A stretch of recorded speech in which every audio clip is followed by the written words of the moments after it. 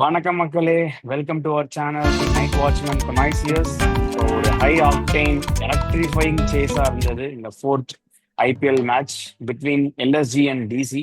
So நம்ம ப்ரிவியூவில் பேசியிருந்தோம். ஸோ டிசி வந்து ஜெயிச்சிருவாங்க அப்படின்னு 60-40 இது கொடுத்து எட்ஜ் கொடுத்துருந்தோம். So அதே மாதிரி டிசி ஜெயிச்சிருந்தாங்க, but not an very comfortable way. But again ஒரு நோ வின் சுச்சுவேஷன்லேருந்து ஒரு extraordinary pull back from Ashutosh and co. So செமையாக ஆடினாங்க. அண்ட் எல்எஸ்ஜி லாஸ்ட் மினிட்ல விட்டுட்டாங்களோங்கிற மாதிரி தோணுச்சு. again நான் குயிக் சம்மரி கொடுத்துறேன். எல்எஸ்ஜி again ஒரு ப்ரூட்டல் ஸ்டார்ட் 210 கிட்ட அடிச்சிருந்தாங்க. அண்ட் டிசி அகைன் சேஸ்ல இல்ல சுத்தமா 60க்கு 5 பேர் கிட்ட இருந்தாங்க. அதுக்கப்புறம் ஒரு குயிக் பார்ட்னர்ஷிப் பிட்வீன் ஸ்டெப்ஸ், அப்புறம் அசுதோஷ், அப்புறம் விப்ரஜேஷ், விப்ஜேஷ்னு ஒருத்தர் புதுசாக வந்திருந்தாரு. ஸோ அந்த மாதிரி லாஸ்ட்ல ஒரு செமையா புல் பேக் பண்ணி முடிச்சிட்டாங்க. ஸோ நம்ம கூட இன்னைக்கு ஜாயின் பண்ணியிருக்கிறது விஜய் கிரிஷ்.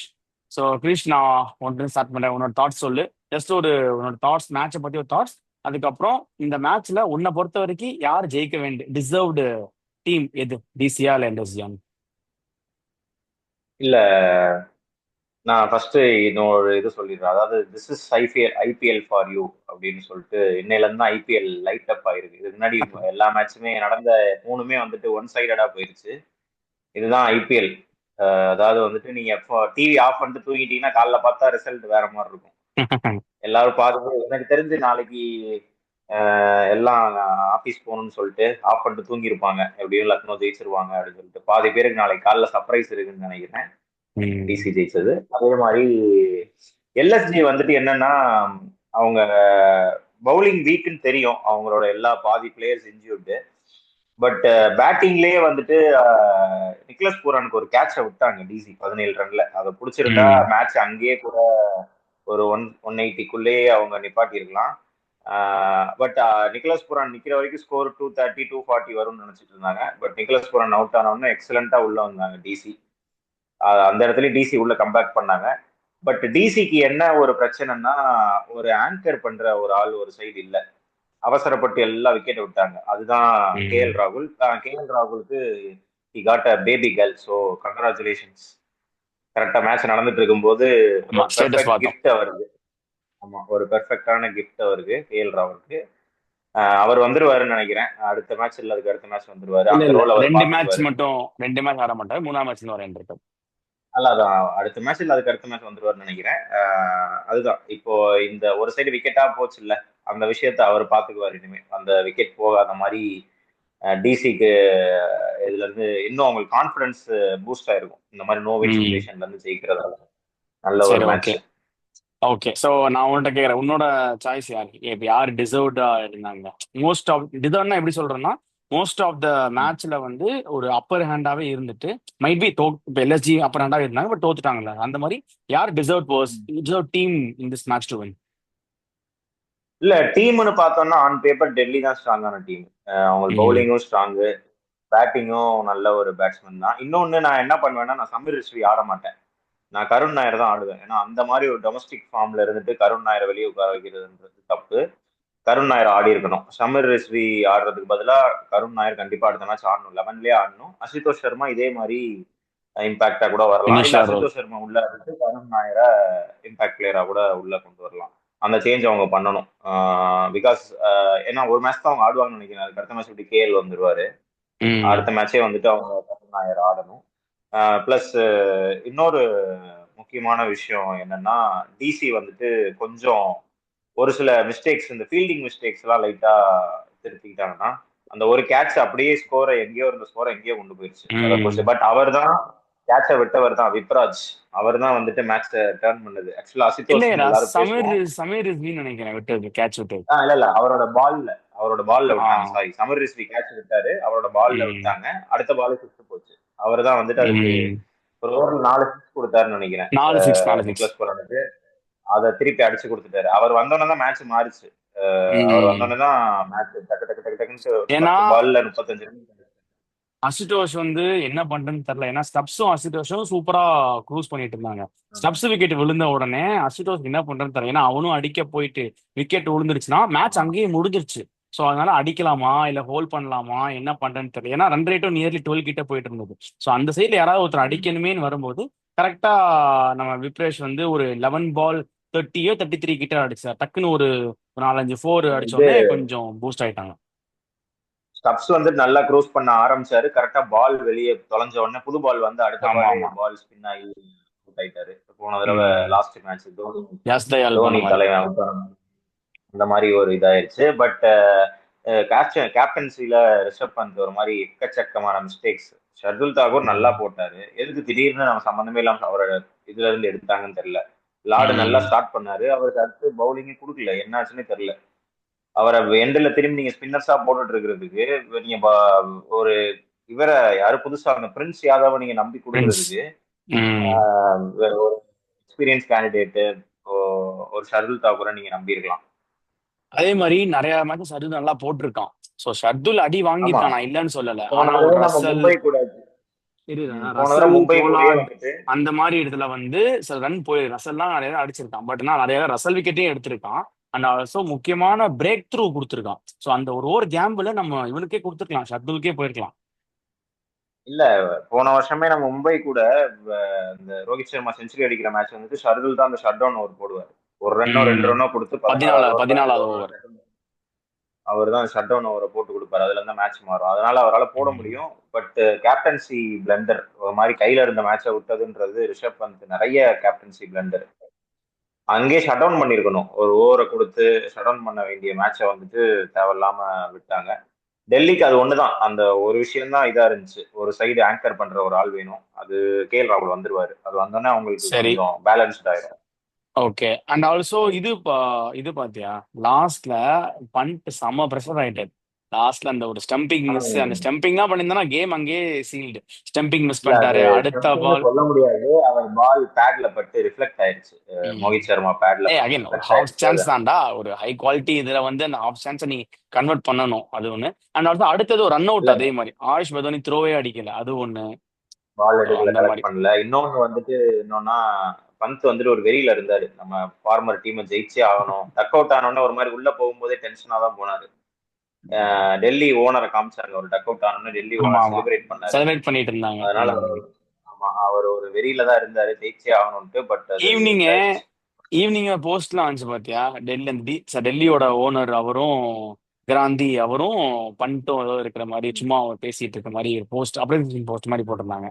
இதெல்லாம் சும்மா கான்ட்ரவர்சி கிரியேட் பண்றது தான். திரும்ப முடிச்சுட்டு அவங்களுக்குள்ள இந்த ஒரு இது ஏதோ ஒரு கிளாஷ், அதனாலதான் ரிட்டர்னே பண்ணல. இன்னொன்னு, லக்னோ வந்துட்டு எனக்கு தெரிஞ்சு ஒரு fast bowler, foreign fast bowler ஆடியே ஆகணும். ஆள் வேற இல்லையாடா, வழி இல்ல. சமா ஜோசப் தான் இருக்கான். வேற வழி இல்ல. ஒரு ஃபேஸ், ஒரு கொஞ்சமா ஸ்பீடு போற ஒரு ஆள் வேணும். நீங்க ஆமா மார்க்கரை ஆமா. மாற்றுறதுக்கு இன்னைக்கு இன்னைக்கு பந்த் பொழைச்சிட்டாங்க ஓப்பனிங் என்ன போயிட்டு கேட்டா. மாற்ற வேண்டிய ஒரு ஆள். இன்னைக்கு பொழைச்சிட்டாங்க, அந்த ஒரு மாதிரி ஸ்பின்னை வச்சு இது பண்ணிட்டாங்க. And luckily Shardul Thakur first over 2 wicket எடுத்துட்டான். அண்ட் ஆல்சோ மணிமாறன் அடுத்த ஓவர்ல விக்கெட், அடுத்த உடனே கொஞ்சம் விக்கெட் விழுந்ததுனால 565 ஃபார் 5ல இருந்தே எனக்கு கேட்டா இவ்வளவு தூரம் விட்டதே தப்பு. இது நடுவுலயே ஆமா, இது வந்து ஸ்ட்ராங்கிள் பண்ணியிருக்கணும். அதுதான் அவங்க. அதுவும் அவர் எடுத்த விக்கெட் வந்துட்டு, ஷார்துல் லார்ட் எடுத்த விக்கெட் வந்துட்டு அவங்க அவசரப்பட்டு ரெண்டுமே பேட் ஷாட். ஃபர்ஸ்ட் ம். ஓவர்ல விழுந்த 2 பேட் ஷாட். அதுக்கப்புறம் மணிமாறன் சித்தார்த் எடுத்தது நல்ல பால். நல்லா டிசீவ் பண்ணி சம்பத் ரிஸ்வி எடுத்தாரு. அதுதான் லக்னோக்கு ஓப்பனா தெரியுது. அவங்க பவுலர்ஸ் வந்துட்டு 4 பேருமே என்சிஏல தான் இருக்காங்க. அவங்க வந்தாதான் அட்லீஸ்ட் ஆவேஷ் ஆவேஷ் கான் கான் இல்லையோ? வரணும். ஆவேஷ் கானும் இல்ல, யாருமே இல்ல. அவங்க சமார் ஜோசப் தான் ஒன்லி ஃபாஸ்ட் பவுலர் வெளியே இருக்கிறது. வேற வழி கிடையாது. அதுதான் அந்த அந்த இதுதான் அவங்க ஏன்னா அவங்க என்ன நினைச்சாங்கன்னா, மிஷேல் மார்ஷால ஒரு 2 ஓவர் கடக்க முடியும்னு நினைச்சாங்க. மிச்சர் மார்ஷ் வந்துட்டு இம்பாக்ட் பிளேயரா, அவரால் பேட்டிங் மட்டும் தான் ஆட முடியும். பவுலிங் போட்டா பாடி இன்னும் ஃபுல் ஃபிட்னஸ் வரல. அதனால ம். அட்லீஸ்ட் அவங்க ஒரு ஆள் வேணும் bowling போடுறது. ஏன்னா நீங்க ஸ்பின்ன வச்சே போட முடியாது. நீங்க டெல்லி ம். கிரவுண்ட் இது நீங்க. பட் லக்னோ கிரவுண்டும் இப்ப பேட்டிங் பிச்சா மாறிடுச்சுன்னு பார்த்தோம். அங்கேயும் நீங்க போய் இது பண்ண முடியாது. நீங்க வேற இதெல்லாம் போனீங்கன்னா பாதி கிரவுண்டு எல்லாமே சின்ன சின்ன கிரவுண்ட்ஸ் தான். ஒரு 2 ஸ்டேடியத்தோட லக்னோ, சென்னை, சவாய் மான்சிங் இந்த 3 மட்டும் தான் பெரிய கிரவுண்டு. எல்லா கிரவுண்டுமே நீங்க இந்த மாதிரி, அதுவும் பெர்ஃபெக்டான ஸ்பின்னர்ஸ் கிடையாது.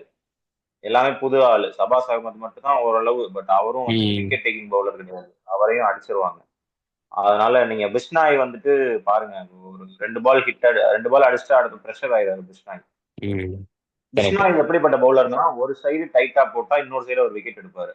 அவரை ம். நீங்க வந்துட்டு அவரும் டைட்டா போடணும்னு எதிர்பார்க்க முடியாது. அதனால பவுலிங் அப்பட்டமான ஒரு இதுல இருக்கு அவங்களுக்கு. ஆமா ஆமா, அதனால இதனால கஷ்டம் தான் தானே அவங்களுக்கு. கிருஷ்ணா நமக்கு எட்ஜே கொடுத்தோம். 60-40ங்கிற எட்ஜே, பவுலிங்கே சுத்தமா அவங்க ஆள் இல்ல பண்ண அப்படிங்கிறது. அவங்க பண்ண பெரிய தப்பு முதல்ல. அவன் பேர் என்னது, அந்த ஃபாஸ்ட் பவுலர் யாதவ், அவன் பேரு, அவனை ரீடைன் மயங்க் யாதவா? பண்ணதுதான். ம். மயங்க் யாதவ் ஒரு 2 மேட்சை பார்த்துட்டு ரீடைன் பண்றது அப்படின்றதெல்லாம் வந்துட்டு தப்பான விஷயம். அதுவும் அவரோட ஃபிட்னஸ் பார்க்காம 14 கோடி கொடுக்கறதுன்றது யாரு கொடுப்பா? ஒருவேளை ஒரு அன்கேப்டு பிளேயரா இருந்து ஒரு 4 கோடிக்கு ரீடைன் பண்ணியிருந்தா கூட பரவாயில்ல. அவரை கேப்டு ஆனதுக்கு அப்புறம் 14 கோடிக்கு ரீடைன் பண்றதுன்றது ஒரு பிளண்டரான ஸ்ட்ராட்டஜி. அந்த ஆமா. 14 கோடிக்கு நீங்க ம். சூப்பரா சூப்பரா ஒரு 2 பவுலர் எடுத்துக்கலாம் அந்த 14 கோடிக்கு. ம்.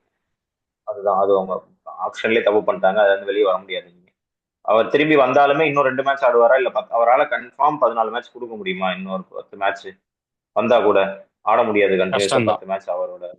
இதுதான் ஏய், என்ன கேட்டா ஆட மாட்டான். எனக்கு மாட்டிக்கிட்டாங்க. கேட்டா இந்த இந்த ஐபிஎல்லே ஆட மாட்டான் தான் நினைக்கிறேன். ஏன்னா சீன்லே இல்ல, அந்த என்சிஎல் கிளியரன்ஸ் கிடைக்கல. சோ எனக்கு கேட்டா ஆடுறது ரொம்ப டவுட் தான். இல்ல இந்த சீசனே அட்லீஸ்ட் ஆட அப்ப மாட்டான். அவனை ரிலீஸ் பண்ணி விட்டுட்டு பேக் வேற யாராவது எடுத்தாதான் நல்லது அவங்களுக்கு. ஏன்னா நீங்க இந்த பவுலிங் ம். அட்டாக் வச்சு நீங்க ஒண்ணுமே நீங்க பண்ண முடியாது. நார்மல் ஒரு சைடு முஸ்தக் அலி டீம் போனாலே அடிச்சிருவாங்க இந்த பவுலிங் ம். அட்டாக். ஆனா இன்னைக்கு அடிச்சது சைடு முஸ்தக் அலி பிளேயர்ஸ் தான், இன்டர்நேஷனல் பிளேயர்ஸ் கூட அடிக்கல. லோக்கல் பிளேயர்ஸ் தான் அடிச்சாங்க 2 பேரும், ஆமா. பும்ராஜும் அசித்தோஷும். ம். அதனால வந்துட்டு அவன் கஷ்டம் தான். டெல்லிக்கு அது ஒண்ணுதான், அந்த ஒரு ஒரு ஓட்டை தான் அதுவும். கிளாசி ராகுல் வந்துட்டா அது சரியாயிரும். அவரும் வந்துட்டு ஒரு பவுலிங் மாதிரி சூப்பரா நல்லா. இருந்தது கிருஷ்ணா. பாத்தியா, நல்ல பேட்டிங் இருக்காங்க, நல்லா க்ரூஸ் ஆமா, பண்ணிட்டு இருந்தாங்க. சூப்பர்பா புல் பேக் நல்லா பண்ணான். கொண்டு குல்தீப் வந்தாங்க. எல்லாம் செம்மையா போட்டான். 4 ஓவர் சரியான பவுலிங். 20 ரன், செம பவுலிங். அக்ஷர் பட்டேல் 3 ஓவர் தான் போட்டான், 18 ரன்ஸ். பட் நடுவுல அவன் ஒரு ஸ்லாட்ல எங்க போட்டு இருந்திருக்கலாம். ஸ்டாருக்கு அகைன் அதான் ஆப்வியஸா ஹையர். மோகித் சர்மா சூப்பரா ஸ்டார்க்கு போட்டாங்க. கொஞ்சம் ஹையரா இருந்தாலுமே கொஞ்சம் ரன்னை வந்து இது பண்ணிட்டான். 3 விக்கெட் எடுத்திருக்கான், மெயினான அந்த பூரனோட விக்கெட். அப்புறம் இன்னும் ரெண்டு லாஸ்ட் டைலண்டர்ஸ் ஃபுல்லாவே வைப் பண்றதுக்கு ஸ்டார்க் செம்மையா போட்டு இது பண்ணிட்டான். ஸோ ஆப்வியஸா இது ஒரு நல்ல இது. And positives to take away அப்படின்னு பார்த்தீங்கன்னா, எல்எஸ்ஜி சைட்ல இருந்து பேட்டிங். ஸோ அவங்க இந்த பேட்டிங் தான் ஃபோக்கஸ் பண்ணி வந்தாங்க. அண்ட் ஆல்சோ பேட்டிங்குமே எக்ஸ்ட்ராடனரி ஆடினாங்க. 210. பட் ஈவன் எனக்குமே இன்னும் இந்த பர்டிகுலர் இது வந்து இன்னும் 220 to 30 கூட எதிர்பார்த்தோம். லாஸ்ட் 2 பால்ஸ் தான் அடிக்க முடிஞ்சது. அது இன்னொரு 10-15 தேத்தி இருந்தானா மைட் பி கொஞ்சம் ட்ரை பண்ணியிருக்கேன் ஆமா. எல்எஸ்ஜி சைட்ல இருந்து. ஸோ டிசி சைட்ல இருந்து அதான் சொல்லிட்டேன்ல, ராகுல் மட்டும்தான் ஒரு இதுன்னு. அவங்க சைடுல இருந்து வேற ஏதாவது ரெக்டிஃபிகேஷன் ஏதாவது சான்சஸ் இருக்கா? இந்த பிளேயர் இன் ஆர் இல்ல அவுட் அதான் அந்த அப்படின்னு. ஃபீல்டிங் இது பண்ணணும். அந்த ஒரு கேட்ச் வந்துட்டு 50 ரன் எக்ஸ்ட்ரா வந்துருச்சு. அது அந்த மாதிரி விஷயங்கள்லாம் கொஞ்சம் இது பண்ணிட்டாங்கன்னா சிம்பிளா முடிஞ்சிடும். மிச்சபடி எனக்கு தெரிஞ்சு அசுதோஷ் சர்மாவை இம்பாக்ட் பிளேயர் ஆடுறதுக்கு பதிலா நீங்க ஃபீல்டிங்கே பண்ணலாம். இஸ் நல்ல ஃபீல்டர், அவரை போய் இம்பாக்ட் பிளேயர் ம். ஆடணும். நீங்க அபிஷேக் போரல கூட வெளியே உட்கார வைக்கலாம், இல்ல சமீர் ரெஸ்வியை வெளியே உட்கார வைக்கலாம். சமீர் ரிஷி ஆஹ் என்ன மொத்தமாவே வெளியே அது உட்கார வைக்கலாங்கிற. அதுதான் கருண் நாயர் ஆடி இருக்கணும். ஒரு எக்ஸலண்டான ஒரு ஃபார்ம்ல இருக்காரு கருண் நாயர். கிட்டத்தட்ட அவரோட ஆவரேஜ் 500க்கு மேல நினைக்கிறேன்.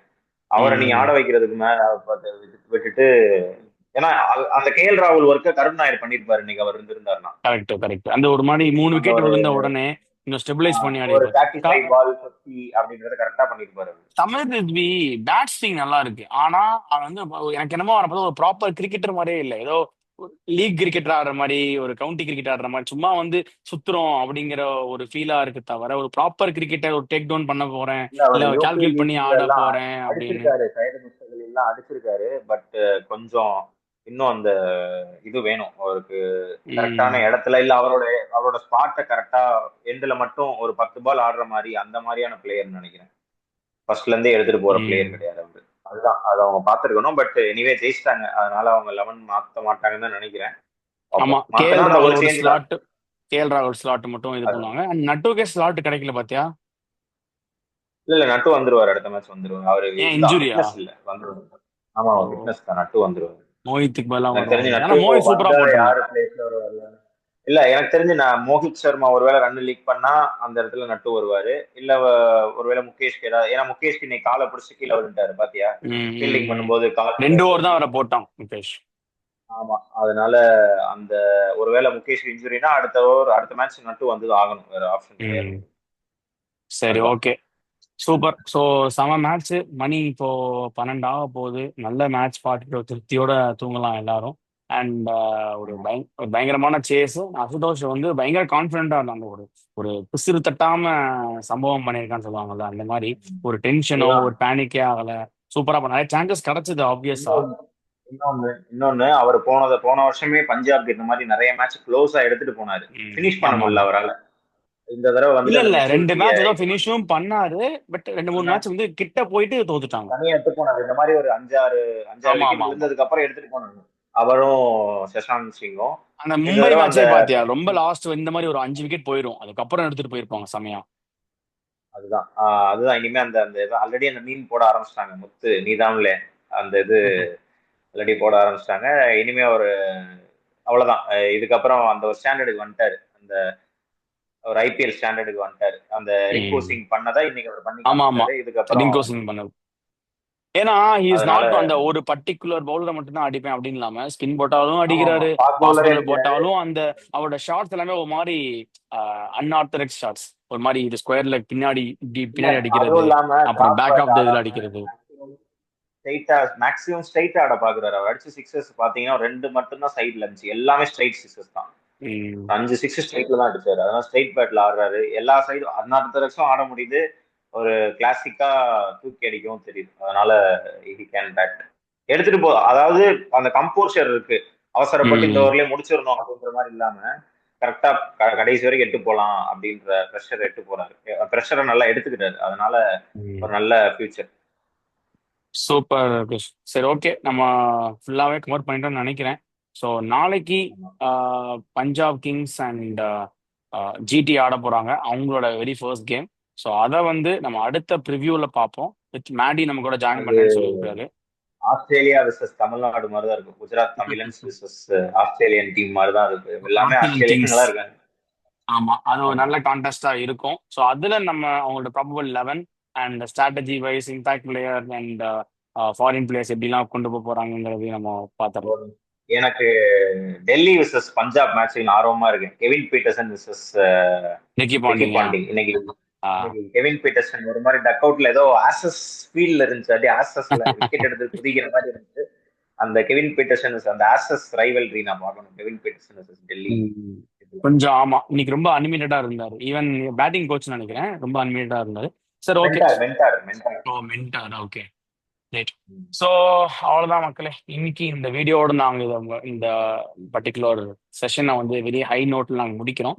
நாளைக்கு ஒரு very interesting episode between kings and GT எப்படி போக போறாங்க, காம்பினேஷன் எல்லாமே பேச போறோம். ஸோ அது வரைக்கும் stay tuned. Thank you so much and have a great night. Thank you, bye bye. Good night.